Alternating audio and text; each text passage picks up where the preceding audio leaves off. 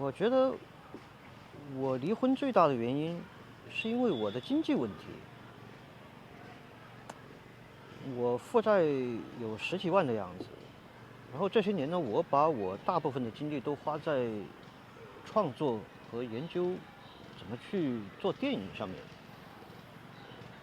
缺乏就是说对我家里面人，特别是我老婆还有我的小孩的关心，所以他选择离开我，啊，我觉得是在我意料中的事情，因为人们呢，他都是认为一个人，你要是付出，你的全部精力用在你的事业上面，那你，应该是要取得这个金钱的回报的。但是我没有，所以呢，我被大家看作是一个 loser 啊。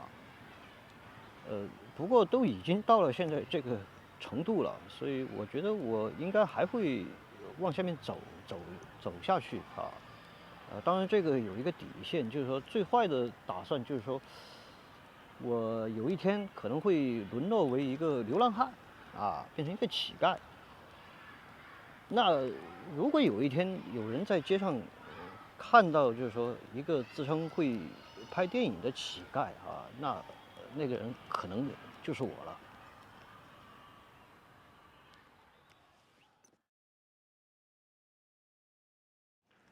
现在的话，这个加上生活的这些支出，基本的这个费用的话，可能有个接近5万块钱。这5万块钱也主要就是平时的个人的消费啊，平时个人消费也不是买一些，就是也不是去浪费或者买什么奢侈品这种，就是个人的生活消费必需品这些东西但是可能也有点就是没事儿干就是喜欢买东西有可能也有点这个问题就是很空，然后就会去消费，有时候。以前就是比较有干劲儿十足，现在就是感觉有点摆烂吧，现在有点状态有点麻木感觉。我然后以前的话就是，比较有好奇心，做事情愿意去尝试、去试错。现在就感觉这个试错的成本比较高，然后有很多东西就想的太多了，就觉得，哎呀没意思不想去做了。就是总觉得自己要亏损，就害怕亏损，因为亏不起所以这个是一个心态的问题。现在不太特别愿意去敞开怀抱去拥抱新事物好奇心也没有以前那么喜欢探索了，感觉就整个人状态就是比较往内收了，就比较闭了。以前是比较开放的一种状态那你讲的这种状态，它会不会不是因为债务造成的，而是因为债务以及就是这种持续的这种循环，然后主心没有一个工作主心没有一个持续的一个稳定的收入，人就会比较焦虑，就比较状态就会不好，这个是主要的原因，我觉得。那意思就是说，如果说现在你要是没有债务，你还可以保持以前的那种状况吗？如果没有债务的话，至少就是，会更加的能施展拳脚的感觉，就是稍微没有那么的像这样，现在感觉就是比较抠抠搜搜的，很紧巴这种感觉。刚才你说施展什么？就是你更敢去尝试，更多东西是这个意思。如果现在没有这个债务的话就会，愿意很多东西就是先从一些基层去干吧。现在就是提不起劲儿，现在感觉就是这种感觉。那比如呢？比如你会从什么基层？那现在你要是没有债务，你会在干嘛？现在没有债务的话，就是先去随便打个工上个班吧，有一个持续的稳定的收入，然后再就是，要么就是朝九晚五的上班要么就是等有一定积蓄之后再看一下能不能干点啥事儿，就是这种。就会先去工作了啊，因为你现在会觉得，哎呀，这个上班的工资也不够这个还钱，就是完全就是亡羊补牢，就太少了，而且感觉现在上班也要倒贴，就是，然后如果现在如果没有债务的话，就是，觉得少挣一点就少花一点吧，就是这种，现在就觉得。就有点现在的感觉，就是有点摆烂，就是反正都这么多了，就有点破罐破摔的感觉啊。现在就是那种感觉。虽然这样，自己也知道啊，也能意识，但是总觉得那个还起来那个完全就看不到底啊，就是特别的少，特别的少，就感觉每次都没有一点进展，就是天天这大冬天又来了啊，又要早起啥的，就觉得那个动力不足啊。内驱力不够，就是这种感觉。其实你也就几万块钱啊，你上班的话，每个月几千块钱的话，也会好啊，怎么会？你刚才我还要那个的嘛，我几千块钱不够的嘛，我上班如果几千块钱，我还要养车啊啥的。养车也要不也用不完啊，几千块钱。你不吃饭吗？你是不是就吃皮了呀？你就不能还钱啊？如果现在去上班其实上班的这个工资是完全不能够还钱的，有可能是倒贴的。而且现在经济大环境整个都不好，很多小公司他根本就发不起工资。主要是我也上过几次这种当，就没有得到钱，就是那种民营企业啊、中小型企业。然后你去体制内的你又去不了。但是小公司又费劲，钱又少，然后还要那个啥，还要被管，还要被管制。已经自由习惯了，这个怎么管制嘛？怎么能？那关于这个债务的话，你有什么解决方案吗？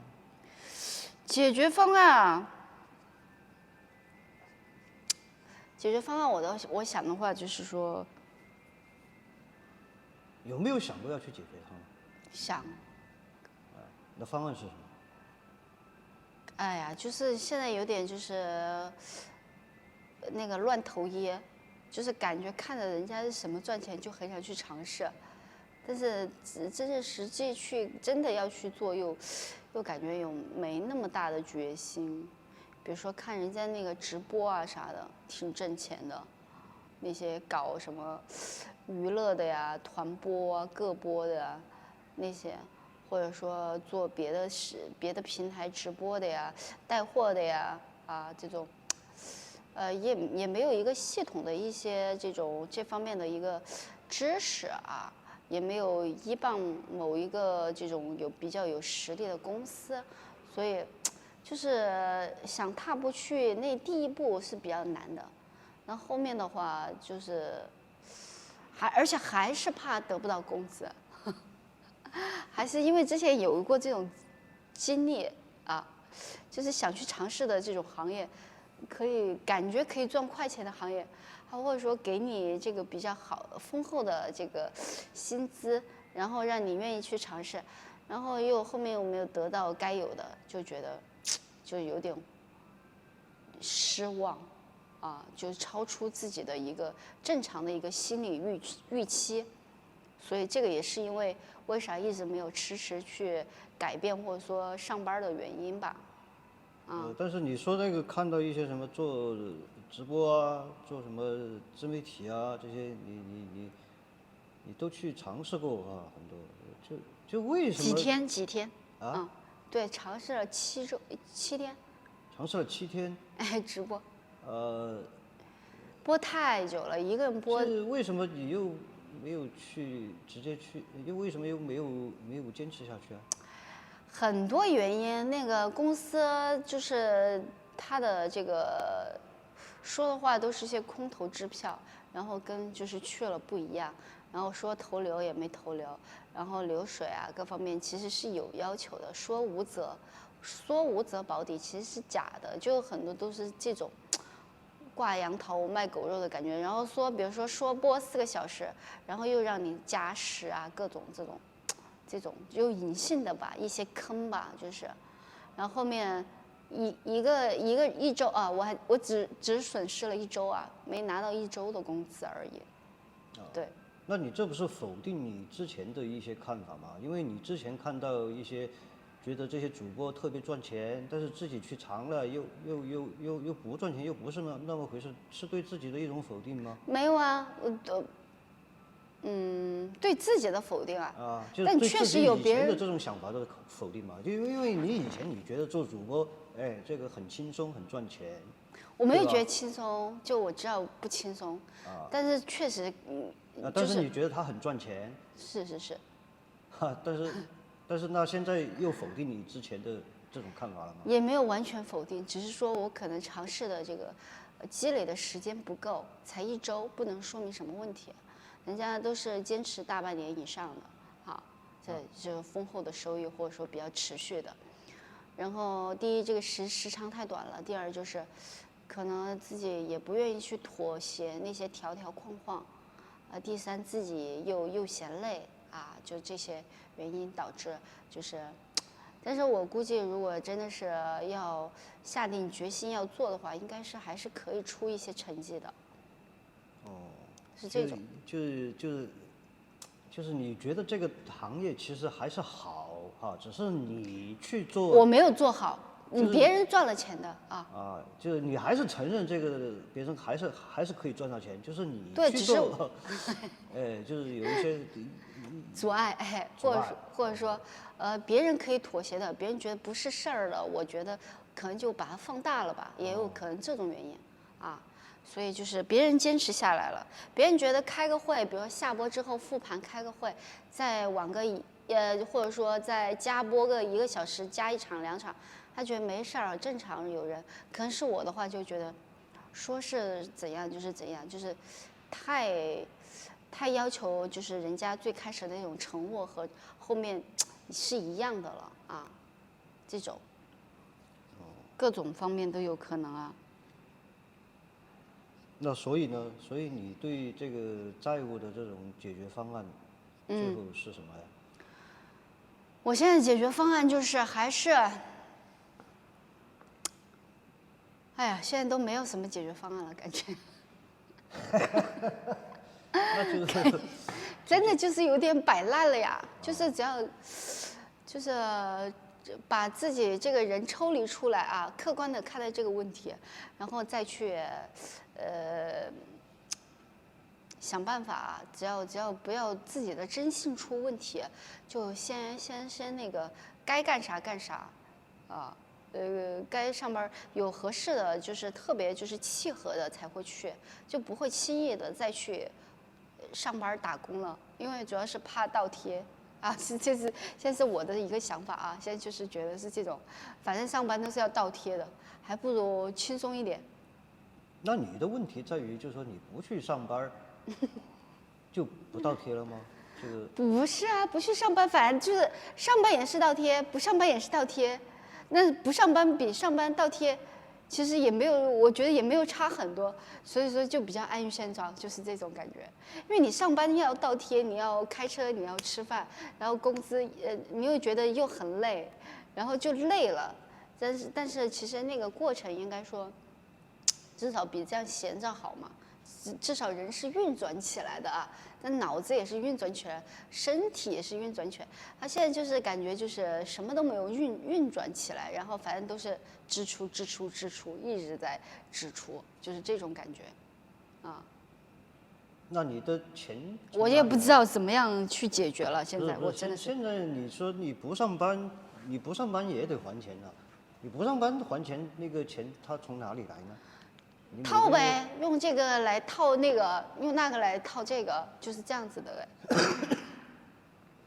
就是现在就是把信用卡用来对，但是这个还会越还越大呀。对呀，就越来越多越来越多，肯定就是它有一个底线吧，有一个尺度。我估计每个人都有这样一把尺子，就不能超过那个一个数额或多少。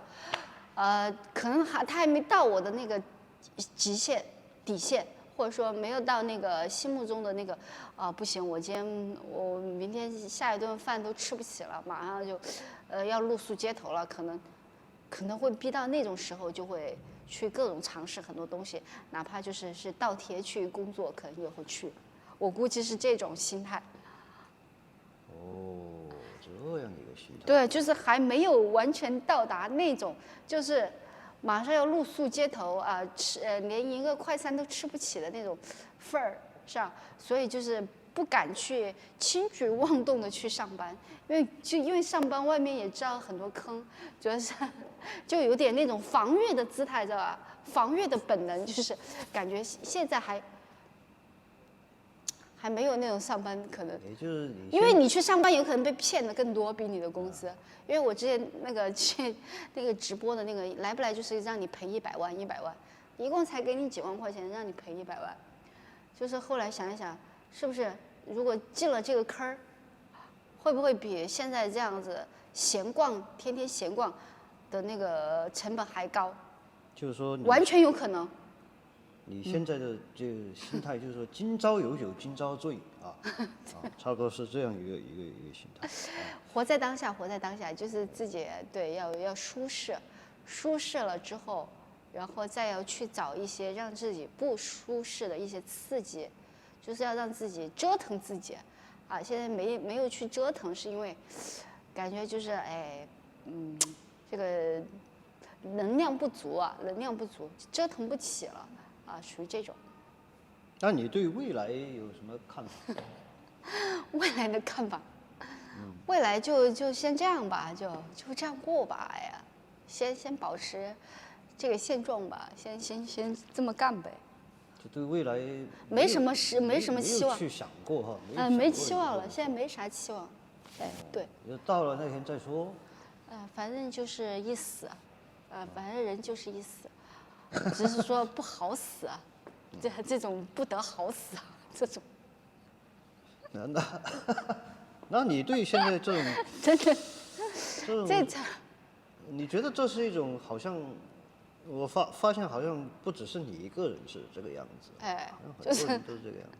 好像它是一个社会风气。你对现在的这个社会风气又是怎么看的？社会风气啊，就感觉人的物欲比较膨胀吧，现在，它跟以前对物质的需求。你能不能拿现在跟以前做个对比？你觉得这现在跟以前有没有什么区别吗？区别大不大？你现在就是选择太多了呀，琳琅满目，所有的商品物品充斥了我们的生活工作，然后选择太多了，然后，这个会把人的这个各方面都膨胀起来，啊，不管是对物质的这种需求，还是就是一些就是攀比啊，然后因为你身在这种环境，你感觉你不去追求点那些东西，好像就是活得特别没尊严似的，所以就是头破血流的去拼一些东西去挤，啊，就像那些家长啊，为了买个学区房啊，头破血流的，为了拼孩子的成绩啊，增加技能啊，花钱啊，各种啊，所以肯定跟以前不一样，以前就还是我觉得相对纯粹一些，选择性没那么多，然后活得粗糙一点儿，啊，现在就是有一点儿这种伪装的精致主义啊，就你还没有伪装的精致。你感觉你好像还没有走到那一步哈，就是什么为了我还没有，我还不是特别物欲特别强烈的人。那你想过你有一天要走到那一步没有？就为了小孩子要去上个学，去头破血流去搞一个学区房之类的？不用了。没有那么想过。对，那个得花多少钱啊？现在自己的养活自己都成问题，我还想那么多干啥呀？那些除非是那些企业家、资本家可以去干这些东西，可以多生孩子，多买多。那你是什么家呀？多买房。我是空想家呗，我是梦想家呀，我是白日梦想家呀。挺好，这样也挺好。对，那些人只知道鼓励这些平民百姓多生孩子，这些免费的不是免费，这些底层劳动力好给他们做事儿啊，你看吧，现在这些一个家庭生孩子，生下来，一般情况下3代也就跟他父母差不多那样，也不会超越多大一个阶级等级，何必呢？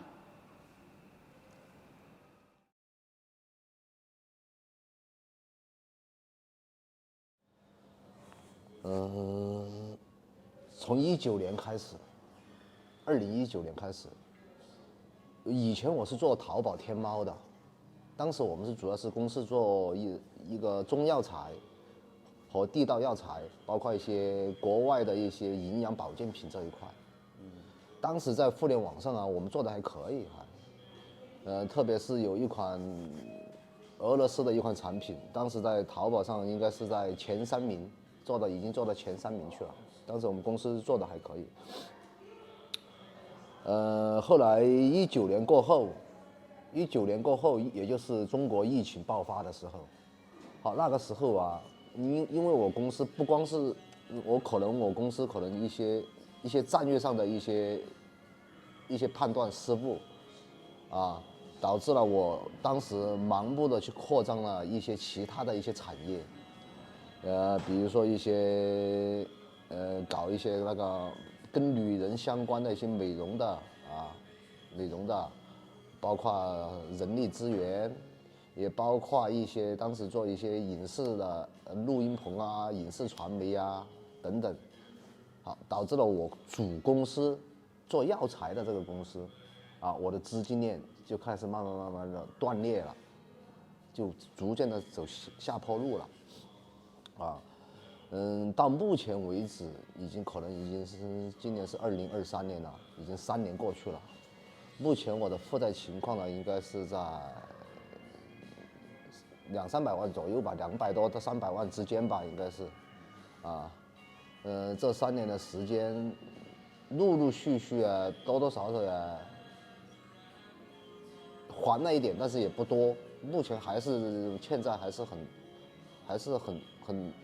很紧张的一个状况，还是。其实我现在家庭状况和以前区别不是很大，因为我以前公司运行良好的时候啊，我负债没有这么多的情况下的时候，实际上我的资金大多数还是用在那个经营上，公司的运营上居多一点。其实我家庭的开支并不大，包括我个人的开支，包括我家里小孩的开支啊，我们一家3口人，其实家里的开支不大，因为我是重庆本地人嘛，我也没有买房啊，我也没买房，我自己家里以前祖上就留了房子给我的，我也不需要买房子，是吧？所以说这一块稍微缓解了我很多啊，没有什么房贷呀这些。车子，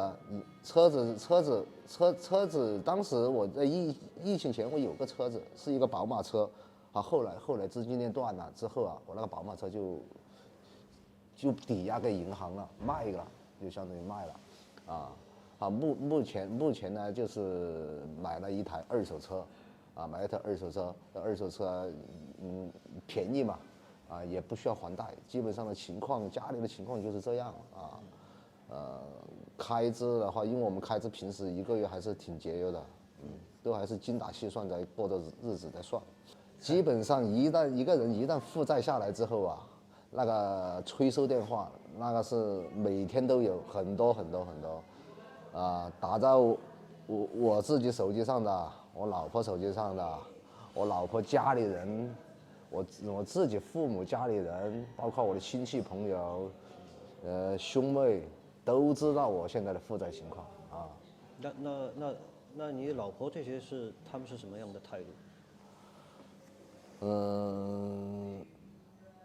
我们夫妻关系啊，虽然负债了也有这么几年了，但是我们夫妻的这个感情基础还是很牢靠，目前呢还没有受这方面的太多的影响。但是你有没有影响？肯定是有影响。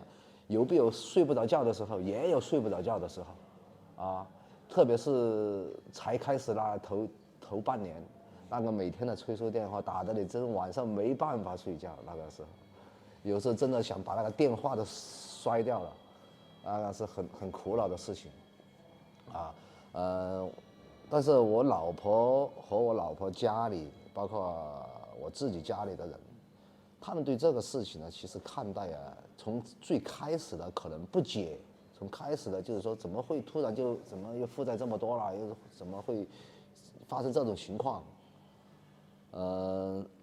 到后来到今天，他们慢慢的理解了我们啊，到现在他们对待这个事情的这个发生，其实已经是一个平常心了啊，是一个平常心了。比如说我们现在在有条件的情况下啊，还是要去努力去还。现在我老婆的情况是什么呢？现在我老婆的情况呢，就是她在一家中医理疗馆在培训，学习中医理疗、艾灸、针灸这一块，啊，她可能以后会从事这方面的工作，啊，我呢，我现在呢是做什么呢？因为我现在没有固定的工作，啊，没有固定的工作，就因为我这个年龄了，你那个44了，基本上你说到哪家公司去，哪家公司可能年龄大了，也可能人家也不太愿意接收你，啊，这个是个很恼火的一点，啊，你说去做个一般的工作，面对像我这种负债这么多的情况下，啊，我可能也干不了，浪费时间。第一是浪费了时间，啊，第二你也还不了那个账，我还不如灵活一点啊，去找一下灵活的一些工作，又能照顾家庭的同时，又能多找一点钱啊，来弥补这个生活的开支，包括我的债务的情况，啊，所以说我现在在做一些有色金属，就是卖铜。07年、08年，当时我才多少岁？当时我才27、28岁吧，第一次创业。当时在重庆开了一个塑料厂，啊，那个塑料厂也是东拼西凑，凑了可能有个80万左右的钱，去开了一个塑料厂。那个塑料厂因为可能当时一个年轻，可能这个经验还不是很足够的情况下，就贸然的去开了这么一个厂。啊，当时就想一下，那个2007年的时候，那个投资个70、80万，那个作为一个年轻人来说，还是很不容易的，啊，哪知道08年，哎呀，你说这个运气啊，有时候真的太差了。07年开了一个厂，08年又遇上了金融危机。当时我们做塑料，聚丙烯，当时聚丙烯这个材料，突然这个市场行情价从1万2，当时一下跌到6000，那个直接砍一半了，啊，所以导致我当时建设那个厂的时候，设备买了，厂也建设好了，设备也安装了，原料也买了，这一下这70、80万一投进去了，怎么办？又搞死了，搞了一年，又搞死了，第一次负债，当时负债就接近了，差不多还借了一些钱嘛。这个亲戚朋友啊，这些借了一些钱，差不多可能我算了一下，可能后来应该加上利息，可能应该90万了吧，应该，啊，应该就差不多应该是90万了啊。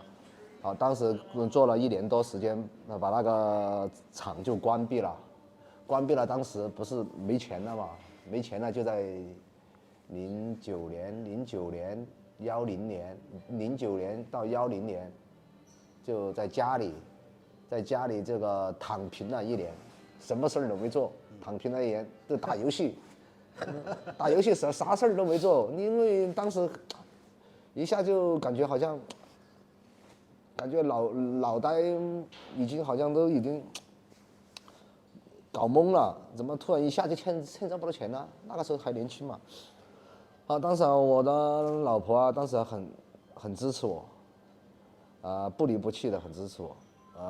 再跟我说，他说没事儿，我们从头再来就行了啊，好，应该到了10年到11年的时候，有抓住了一个机会，当时2011年吧，应该是好像是11年年初抓住了一个机会，就是什么？当时中国这个交通法就是说酒后不能开车。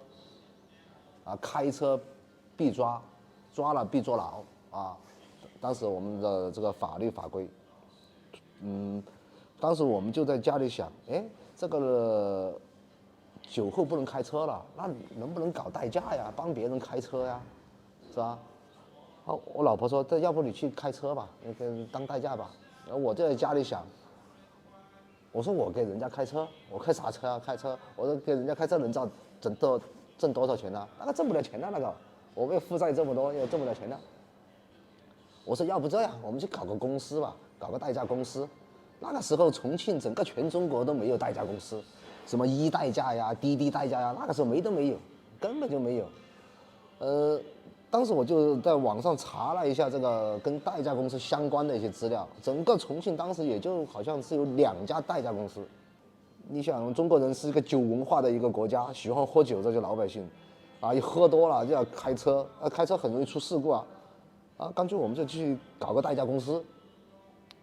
但是当时我不是已经负债了吗？我没钱了，搞代驾公司那个时候。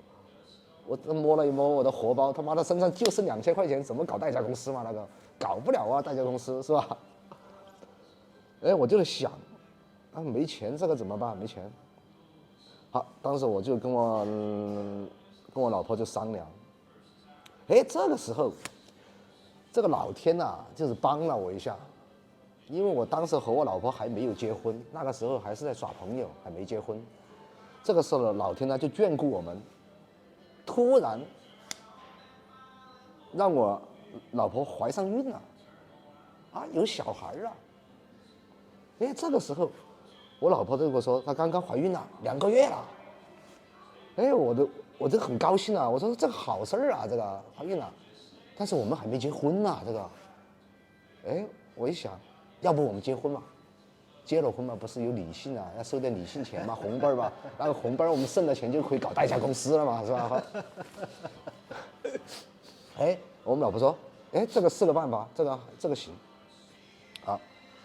也就是2011年的时候，我们就正式成立了重庆的第3家代驾公司。我查了的，我们就是第3家，重庆博派代驾汽车有限公司。这个时候你在百度都查得了这家公司。当时法人是我，股东是我老婆，我们各占一半。从那个时候11年一直做到这个11几年呢，我记不太清楚了，应该做了差不多3、4年吧。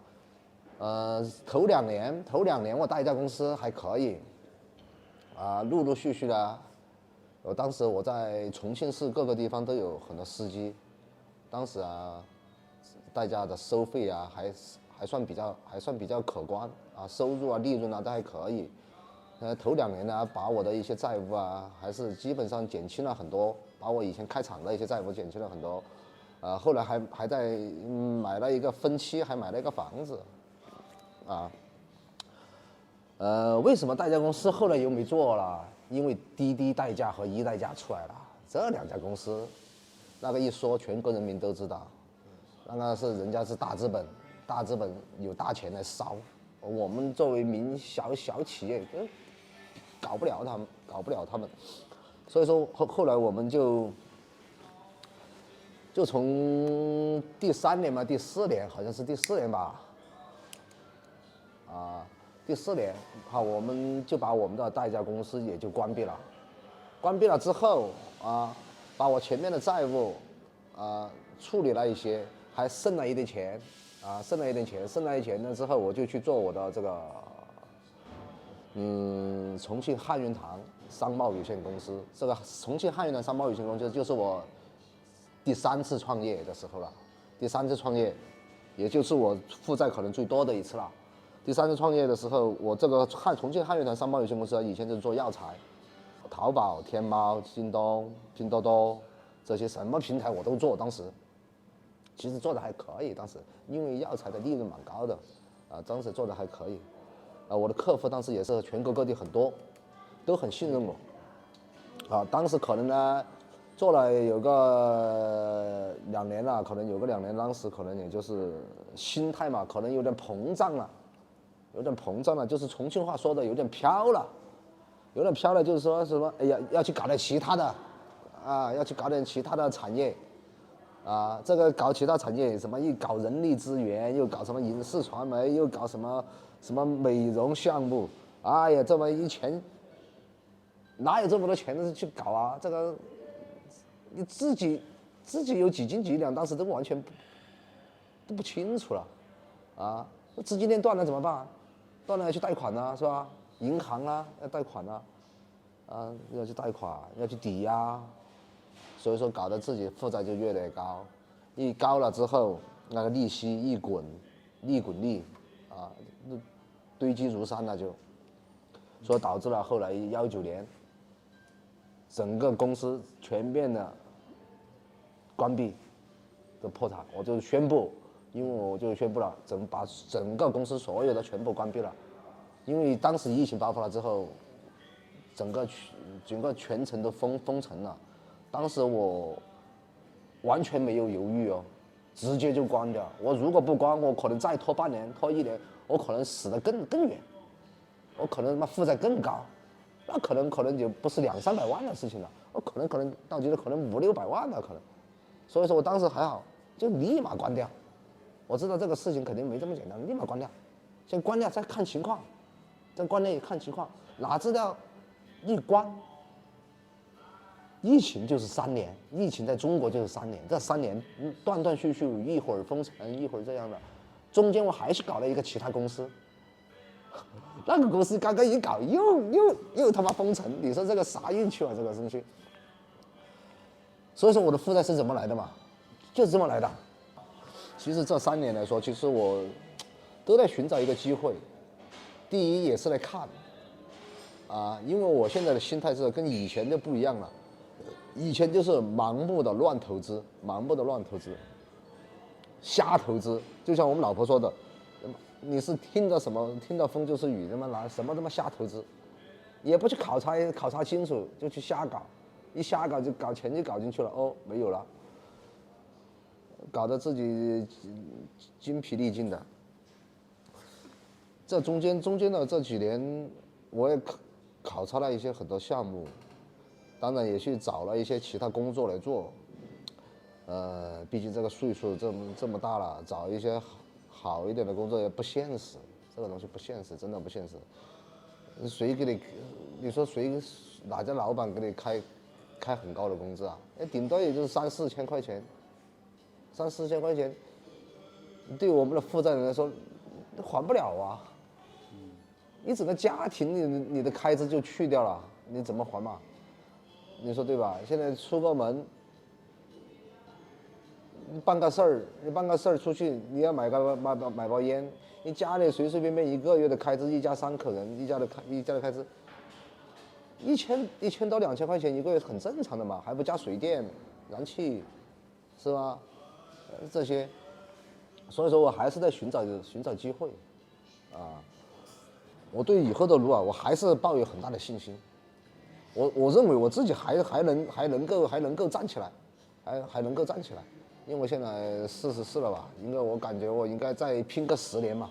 再拼个10年，我感觉我的信心还是蛮足的。我自认为我自己，一个是可能我曾经的经历，反正我也没有钱过，也欠过钱，也挣过钱，反复这么折腾了好几次，没把我打垮，但是我一直怀揣着一个梦想，一个信心，我觉得我应该在未来应该还是有机会的。只是说现在这个市场的确没有以前这么好做了，因为这个市场不管是什么行业，一个是太卷，再加上一个现在基本上操作全部是资本在运作了，啊，不管是做什么行业，就像你以前做那个什么代驾，啊，对啊，像以前那个代驾本来看来还有点机会，这大资本一来，他把这个也给你直接搞死了吧，是吧？那个没办法做嘛。你比如说现在餐饮，我看现在满街都是餐饮，创业的人真的太多了，摆摊的现在都是很多。以前政府还不允许摆摊，现在政府一看这个情况，不摆摊都不行了。这么多年轻人失业怎么办嘛？年轻人都找不到工作，你说我们这些大中年人怎么能找到好的工作，更找不了。所以说，我们只能凭我们自己的一些积累的一些人脉，我们自己的一些经验和资源，来为我们以后来做打算，啊，我们要有自己的规划。现在这个社会风气，说实话，我不太喜欢。啊，跟以前不一样吗？我觉得完全不一样，完全不一样。现在可能第一，比如说我们以前做生意的人啊，比如说你跟人家出去谈个事儿，做生意的人，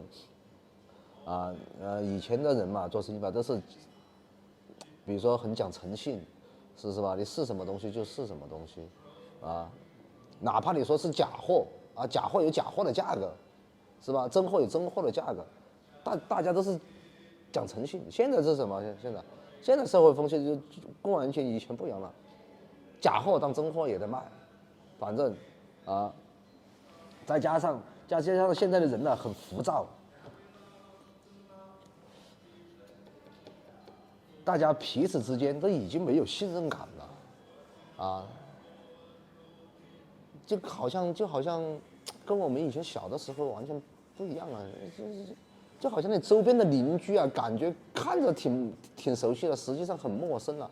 反正身边的人都已经感觉到很陌生了，啊，你跟人家出去以前交流，大家很交心，现在跟人家交流，你脑子里面在想他在想些什么，他会不会害你啊，什么，反正一天想这些。你说，包括现在这个。虽然国家是给了我们很多一些好的一些政策，包括一些好的一些扶持，但是整个大环境来说，这些政策和扶持还是力度还是特别是对我们负债的人来说啊，还是很难，特别是我们现在负债的人天天又在打电话，法院的传票又给你寄过来，天天又来催收，都知道你没钱，又逼得你很紧。这个时候你又想去伸手去做点其他事情的时候啊，哪知道那里的催收电话又来了，那里的传票，法院的传票又来了，那里待会儿债务人又追上门来了，那个搞得你一天，你想搞点事情都搞不了。那就是说，现在还是处于有一种矛盾在这个里面，就是一方面你觉得又有一些机会，当你觉得要去做的这个时候，哎，这个债务好像把你这个捆在那里，又动不了。对，包括有时候你去，包括出个差，有时候比如说我们到外地出个差，有时候比如说可能想坐个飞机。但是坐飞机有时候，比如说你从 A 点到 B 点坐飞机，我们一看飞机的票价可能200块钱，但是你坐动车可能虽然它没有受限高，但是动车的票价反而还贵一点，可能要300-400，飞机反而还坐不了，200多的飞机还坐不了，怎么还要坐300-400的动车？这不是很奇怪的嘛？也是给我们也是产生了一些，那要么就坐绿皮火车了。绿皮火车现在的这又慢，时间在路上耽误的又久，有时候出去，比如说我们有时候出个差，走个远门去办个事儿也不是很方便，包括你有时候住个什么酒店住个小酒店还好一点，住个小酒店倒没关系，主要是交通出行这一块儿。还有包括我们现在，比如说我们现在人使用的微信支付宝因为现在出去基本上没有人用现金了，基本上都是用这个移动支付。移动支付你账上一旦有点钱在账上，待会儿银行、法院直接给你划掉了，直接扣掉了，那怎么办嘛？完全就是没办法，你说对我们负债人来说怎么搞吧？或者是我们就打个比方嘛，或者是我今天做了一个小生意。人家转了1000块钱、2000块钱到我的微信上面，刚刚一转，5分钟还没有，哇，又被银行直接给你冻结了，恶性循环。对嘛，那个搞得很很恼火这种事情，啊，但是话说回来，因为这个债务是自己产生的，因为其实现在我也很理解，因为这个东西，毕竟呢，因为全国可能债务的人现在也是居高不下，也很多，我知道，包括以前的很多一些大老板呐、小老板呐、负债的人啊，个都很多，实际上没有人愿意去欠这个钱，这是当时可能个人的一些各种原因的情况下欠下了这个钱，欠下了这个钱呢，但是自己还是在想办法积极的去弥补这个自己造成的一些责任啊，这包括债务这一块儿，所以说我现在也在积极的面对，啊，生活还是要继续走，不能被这个击垮打垮，因为我们人活着要有一口气嘛，不能因为背了一身债嘛。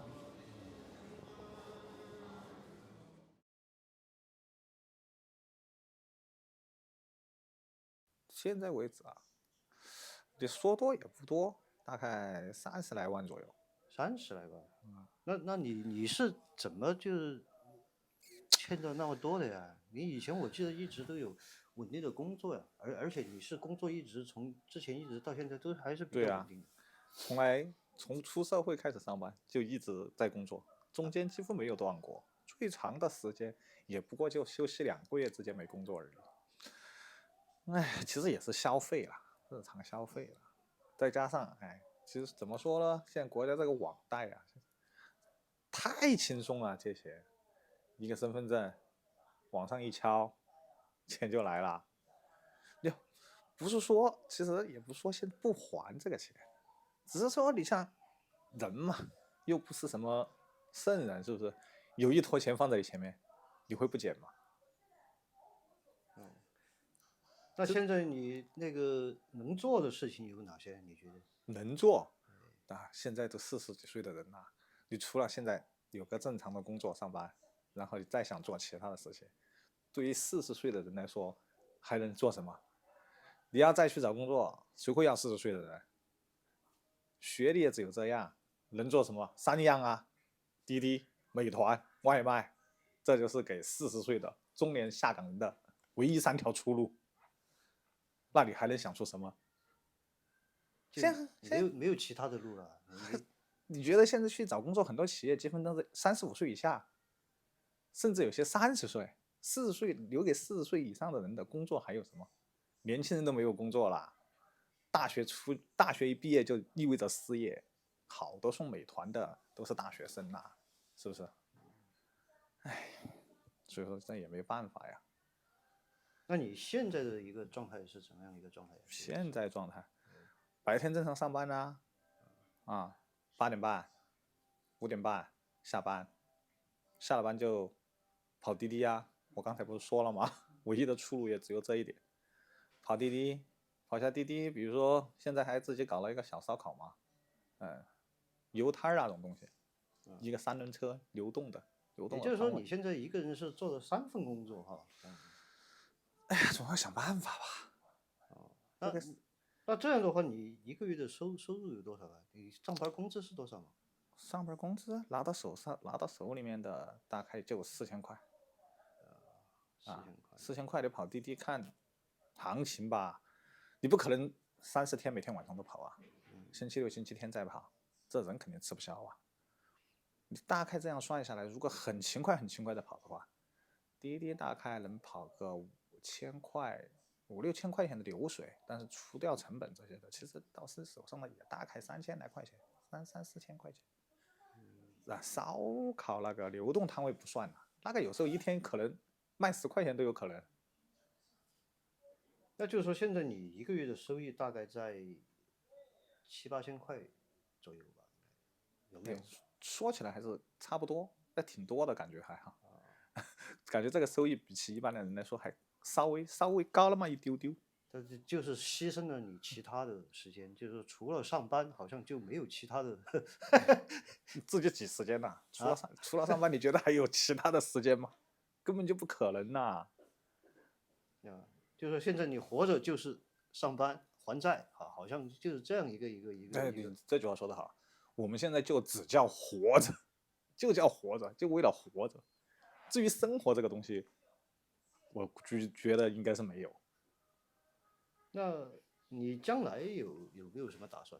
将来这个有怎么打算呢？你靠现在这一点，要把这个债务还完，基本上是不可能的。毕竟现在债务它还有利息嘛，它还不停的在累，不停的在累，不停的在累，而且你还要生活呀，是不是？还好没房没车，反正没媳妇没小孩，反正就一个人。对，你觉得在40几岁了，你对以后还有什么期望？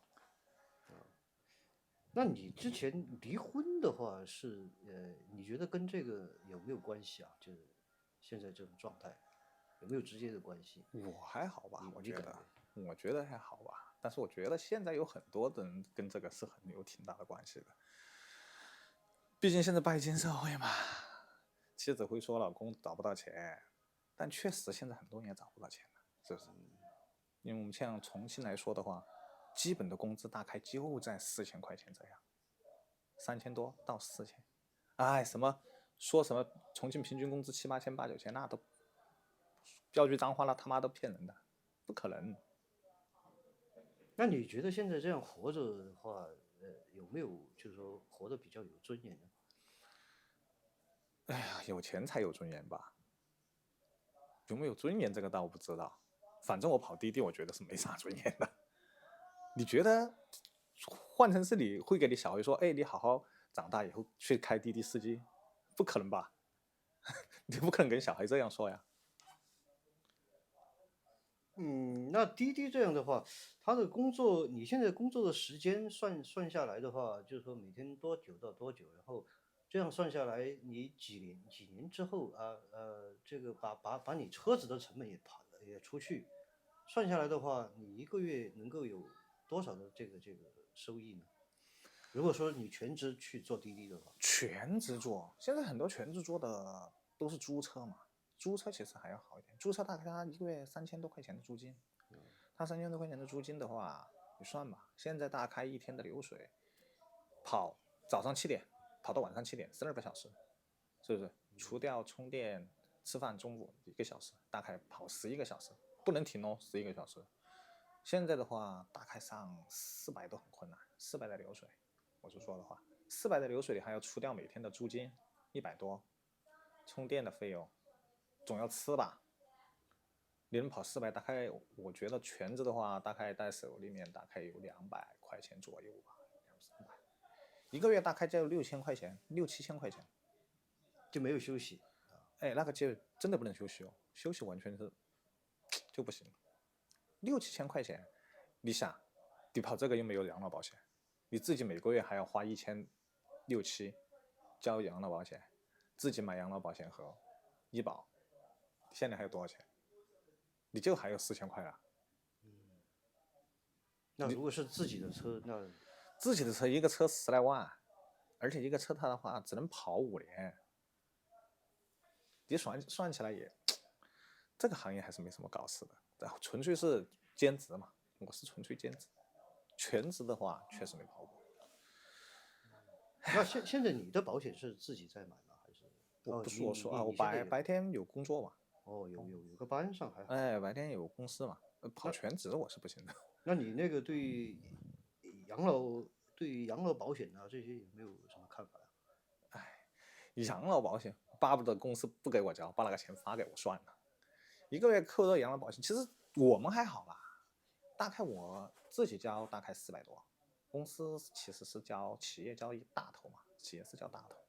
我用说你如果不上班自己买这样的话，大概一个月要支出1600、7，1600、7买养老保险，买15年，你到了60岁以后才能开始理，是不是？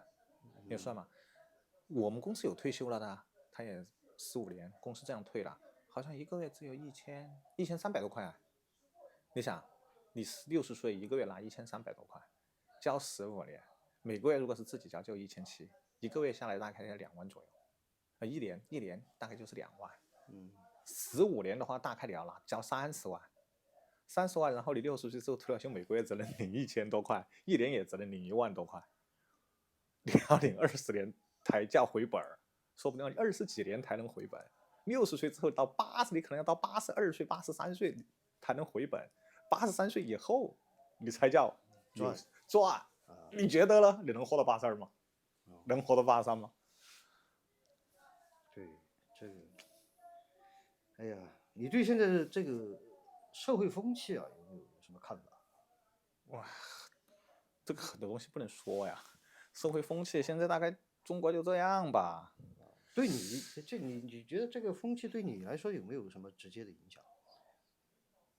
肯定还是有了啊，因为现在戾气太重了，大家都戾气太重了，给人的感觉就是怎么说呢？其实20几岁的、30几岁的时候，前几年不是前7、8年、10年的时候，感觉还是社会还是欣欣向上的，大家其实还是满怀希望的。现在给人的感觉就是，不管从年轻人来说，还是像我们这样来说，对未来没什么希望，也没什么期待，这样就很恐怖啊，就没什么动力，躺平嘛，用现在很流行的话，躺平。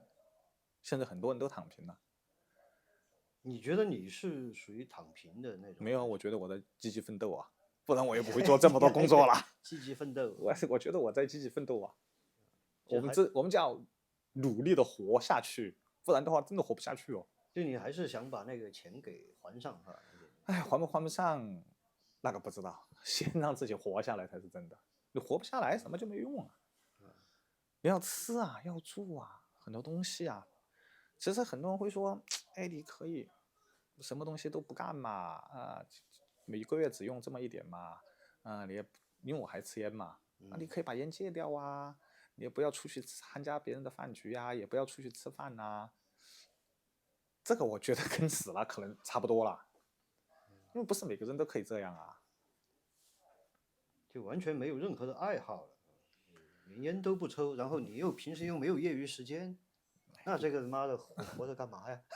对呀，所以说中国就在我们这就叫活着嘛，你还想干嘛嘛？是不是能找好工作你也找不到啊？不然现在那么多人考公务员，是不是？你看见了什么？烟草3代，努力的为这个工作公司太多了，这个社会的上升通道已经被封死了。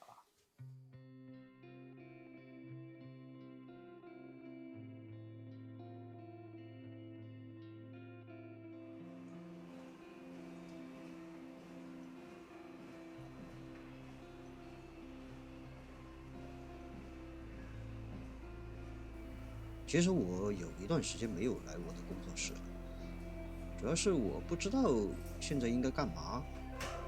就目前的形势来看的话，做电影暂时是不可能的了。我对我们的这个电影行业的环境是非常没有信心的。那政策呢，它老是变来变去的，这些因素其实它都会给你的投入带来致命的打击。现在它是比较流行拍这个短视频，所以呢，我还好，还可以去上班，但其实也都做不长久。想自己干，但想到自己以前连续失败后，好像我的信心又不如以前了。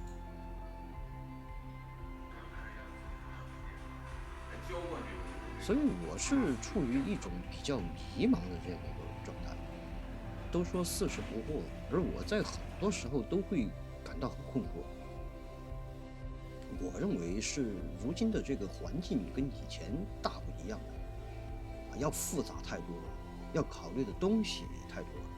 今天你看起来那个是一个很香的东西，明天也许它就会变得臭不可闻。例如投资房产，例如股票。所以面对如今的这个环境呢，我目前得出的结论就是走一步看一步，想那么多干嘛？让自己舒适一点，那不更好吗？